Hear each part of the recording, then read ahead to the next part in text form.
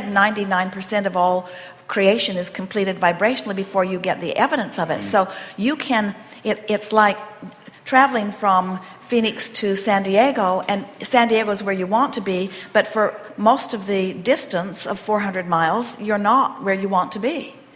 And if it frustrates you that you're not there, vibrationally speaking, you would just turn around and go back to Phoenix. You would never get there.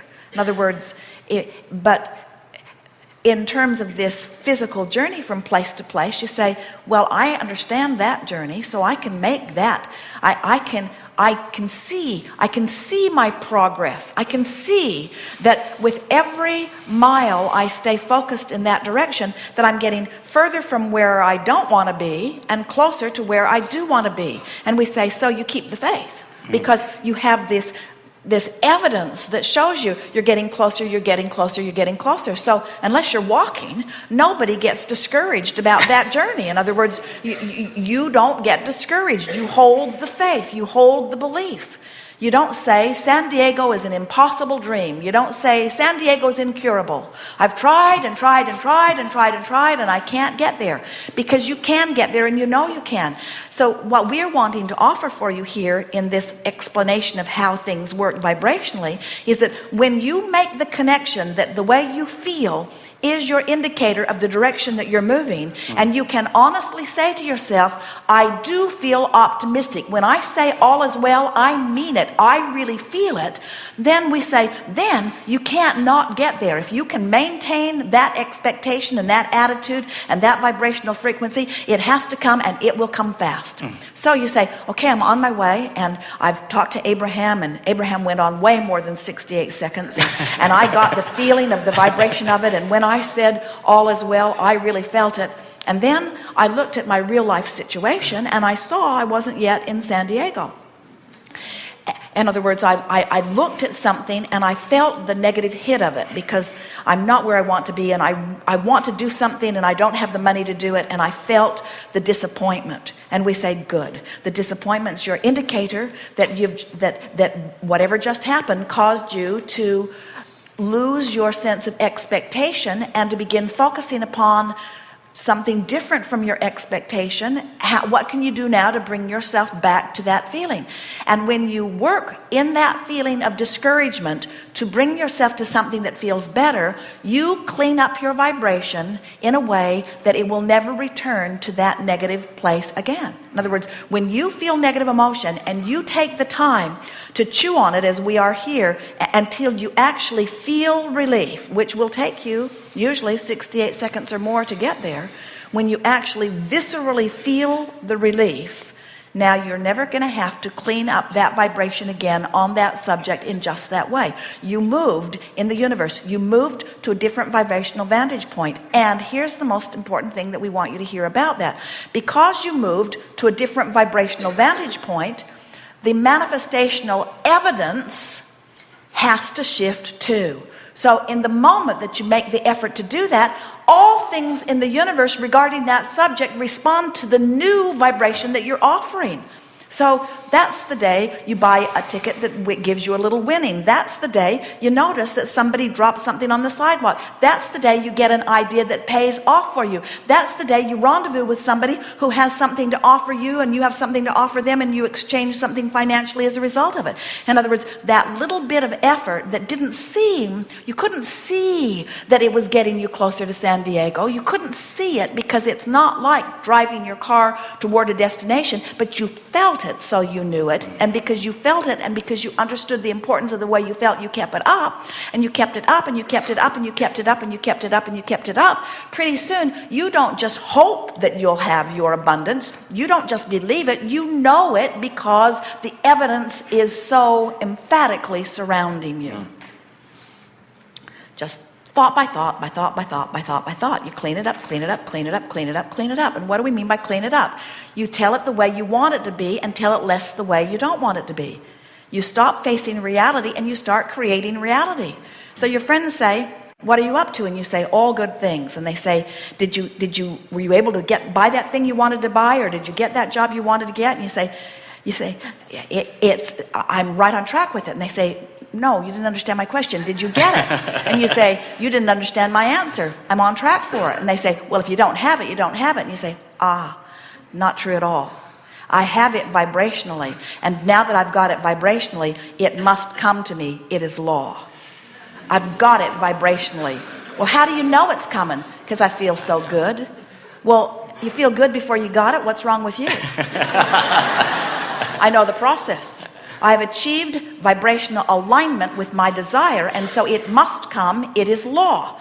How do you know you've achieved vibrational alignment? Your negative friend says. How do you know you've achieved vibrational alignment with what you want? I feel good every time I think about it. I feel good when I think about it. I feel good when I think about my fortune. I don't feel sarcastic, and I don't feel disappointed, and I don't feel discouraged. I feel optimistic because I know it's coming. In fact, I'm so optimistic, look at my list of what I'm going to do with it. This is my list of what I'm going to do with it. And do you know, every time, there's another game that we offer. It's a checkbook game where every day you deposit $1,000 into your account, vibrational dollars, and every day you spend that $1,000. On the second day, you deposit $2,000 and spend them. On the third day, you deposit $3,000 and spend them. On the 365th day, you deposit $365,000 and spend it.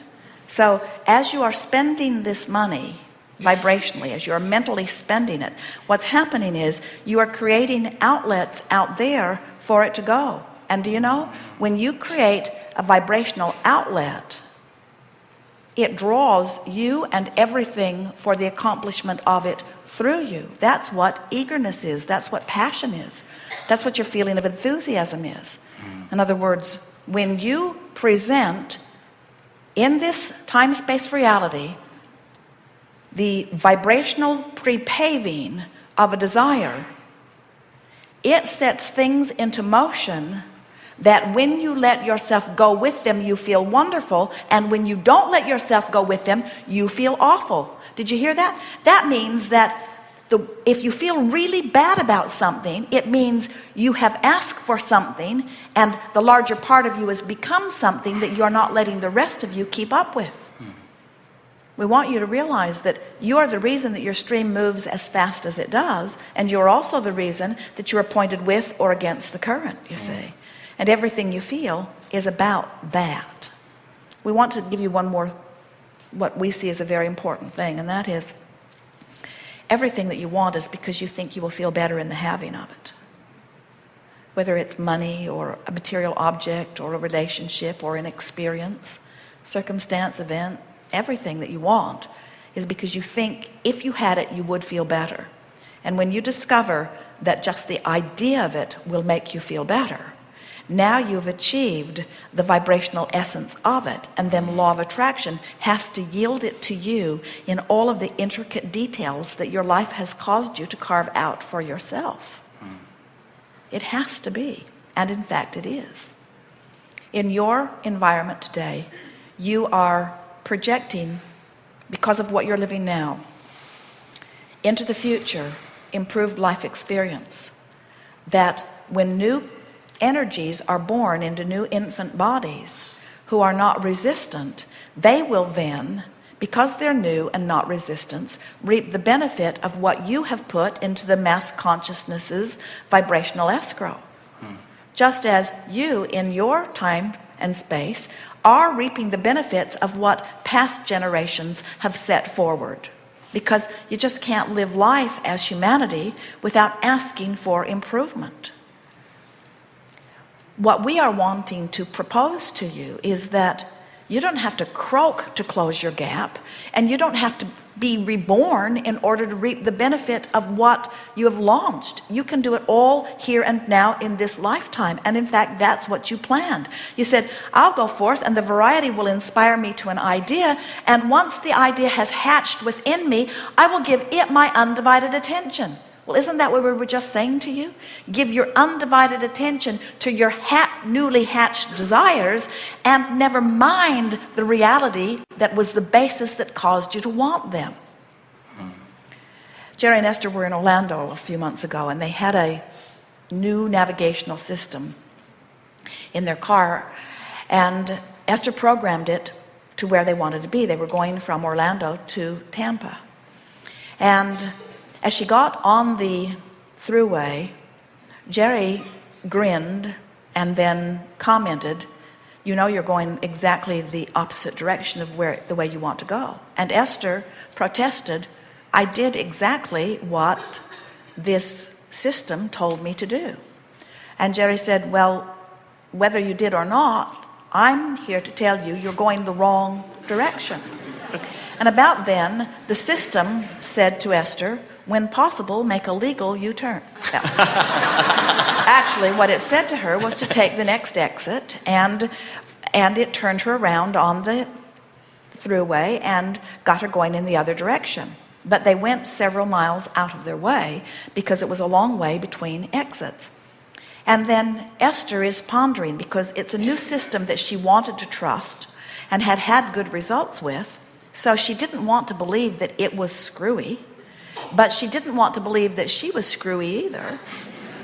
And then she said to Jerry, maybe what happened, maybe I did what I thought it said, but I didn't do what it really said, and it allowed me to do it. The old system would have squawked sooner, but it allowed me to do it, and then it just recalculated, so it knew immediately what I now needed to do, so it kept encouraging me in the wrong direction until it was time to exit and go back. So now Esther's all activated about this. She's wanting to know, was I the crazy one, or is this new system the crazy one? And Jerry doesn't care who's the crazy one. He just wants to go in the right way. But Esther couldn't let it go. And then she said to Jerry, you know, maybe I did misunderstand. She said, we could go back to where we started. And we could set the system, and we could retrace our steps, and then we'd really know if the system was the one who made the mistake or if I did. And Jerry said, we could do that, or we could just keep going in the right direction now. And this is the thing that we want to say to all of you. There's this tendency to, because you have scrutinized yourself so much as others have viewed you and you have watched them viewing you, you compare yourselves academically, economically, emotionally, socially. In other words, there's this constant comparison that goes on as you're trying to find your place in the world. Hardly any of you can see yourself as you are. You see yourself as you think you're reflected back through the eyes of the peanut gallery that you think is looking at you, and so hardly any of you have a clear view of who you are. And in the process of that, you lose your awareness that you are where you are, and that there's this place that you want to go, and that you could easily just go directly to where you want to be. Instead, there is this incessant sensation that I need to now explain to whoever is interested, and certainly they all must surely be, of how it is I got here.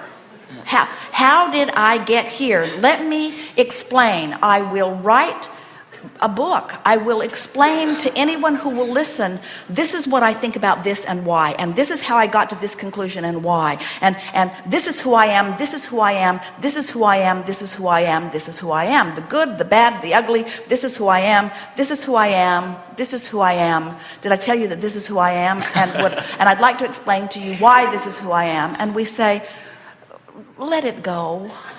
Let it go. Let your awareness, instead of being, this is where I am, this is the thing that we most want this seminar to say to you in a way that you can hear it. It doesn't matter where you are, because it's so temporary. It's just like the indicator on your gas gauge. Have you noticed how quickly it moves? Especially lately? In other words, it's just an indicator. That's all it is an indicator. So what's manifesting is just a temporary indicator of a temporary vibration. And so, but you say, well, it didn't feel all that temporary because I've been living it for a long time. And we say, it's because you've been having the same responses and offering the same vibration. So it's the same thing happening, but it's new. In other words, the same thing isn't happening to you. You're not living the same life. It's a new living of a new life from a new vibration. It's just that the vibration that you're offering now is the same one that you offered yesterday, because you've got the habit of thinking of things the way you thought of them yesterday.